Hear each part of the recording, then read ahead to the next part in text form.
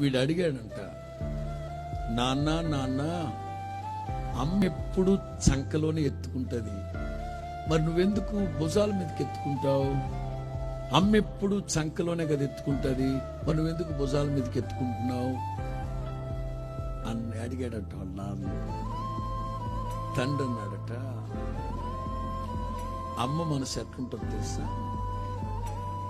నా కొడుకు ఎప్పుడు నా కంటి ముందే ఉండాలి అన్నట్లుగా చంకలో ఎత్తుకుంటాడు.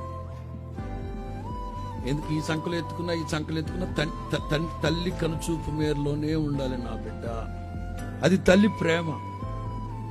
మరి మీరెందుకు నాన్న ఇక్కడికి ఎత్తుకున్నామంటే తండ్రి మనసులో ఉన్న అభిమతం ఏంటో తెలుసా, ఏ కొడుకైనా సరే తండ్రిని తలెత్తి చూసేటట్లుగా చేయాలన్న కొడుకు అంత ఎదగాలి నాయన.